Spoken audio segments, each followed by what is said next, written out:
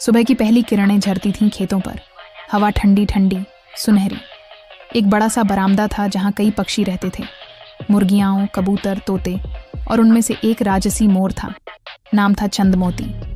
चंदमोती हर दिन उठता, अपनी पूंछ के पंख फैलाता और अपनी सुंदरता देखकर गर्व करता।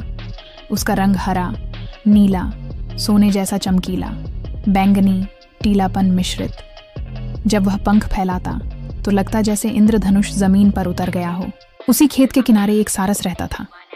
नाम था निर्वाण। निर्वाण का शरीर साधारण ग्रे रंग का था, गर्दन लंबी, चाल शांत। वह उड़ान भरी करता, झीलों पर तैरता, गीत नहीं गाता, लेकिन उसकी उड़ान में गरिमा होती थी, उसकी आंखों में शांति। एक दिन चंदमोती ने देखा, निर्वाण झील के किनारे खड़ा है और आसमान में देख रहा है। चंदमोती का मन हुआ कि आज मैं निर्वाण को दिखाऊं कि असली सुंदरता क्या होती है। उसने अपनी पूंछ पंखों को पूरे जोर से फैला लिया। वो कि सनलाइट की किरणों को मोर के पंखों से टकराते देखकर रंग छटा बिखरती थी, नीले, हरे, सोने के छप-छप रंग। चंदमोती बुलाया निर्वाण को, गरज कर बोला, देखो निर्वाण, क्या तुम्हारे पास इसके जैसा कोई पंख है? मैं पूरी इंद्रधनुष की शोभा पहनकर चलता हूँ, तुम्हारे पंख तो धूल से ग्रे लगते हैं। निर्वाण हंसा, नाक मोड़ी, शांत स्वर में बोला, हाँ, मेरे पंख तो रंगीन नहीं हैं, पर मैं एक दिन तुमसे आगे उड़ सकता हूँ। जब सूरज की किरणें मुझे आलिंगन करें और मैं आसमान की ऊंचाई पर पहुंचूं, तब बताना कि सुंदरता क्या है। चंदमोती ने जोर से पंख फड़फड़ाए और बोला, तुम उड़ सकते हो, तुम मेरे जैसा दिखते नहीं, तुम्हारी पूंछ मेरी जैसी झलक नहीं लाती।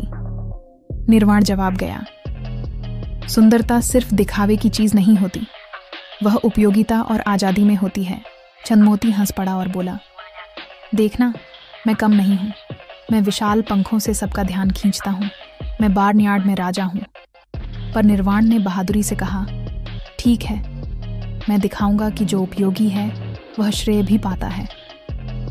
अगले दिन जब धूप तीखी हुई, चंदमोती खेत में ही खड़ा समय गंवाने लगा, सिर्फ अपनी पूंछ फैलाता, पर कभी उड़ने की कोशिश नहीं करता। पंख भारी थे, सूरज की गर्मी पंखों को झुलसा देती थी।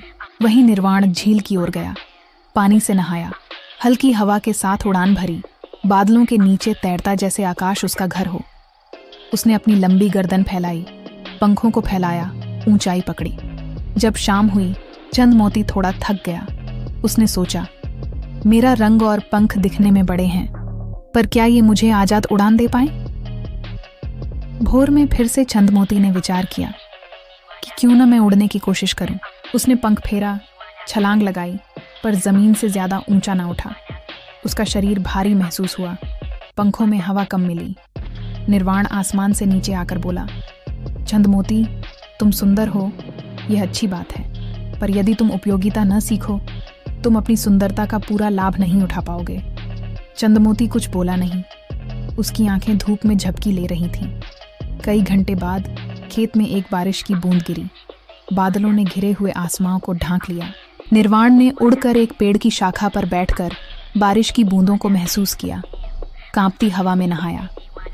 चंदमोती बारिश से बचने की कोशिश करता रहा, पंख फैलाए, पानी की बूंदें उसके पंखों पर गिरीं और रंगों से उसका रंग फीका पड़ गया। बारिश के बाद जब सूरज फिर चमका, निर्वाण अपनी उड़ान से खेत की छाया में आया।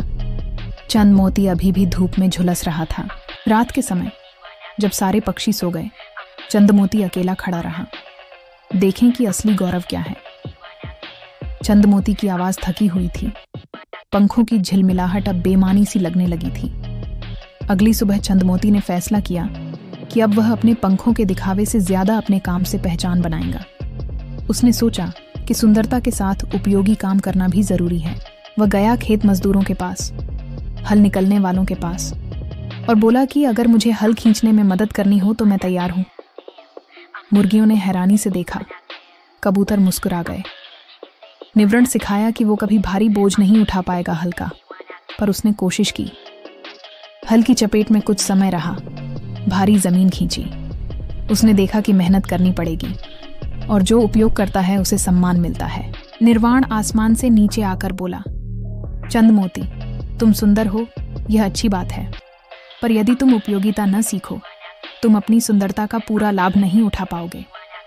जब लोग सुबह खेतों में गुठली सी बोते, निर्वाण उड़ता उन पर मंडराता, छाया देकर ठंडक पहुंचाता, चूंचियां चींटियां खुश होती।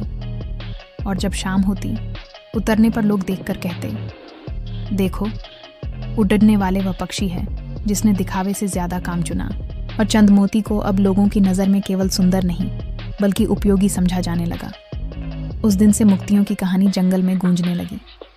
सारे जानवर कहते, शोभा अच्छी है, पर काम की अहमियत उससे ज्यादा है।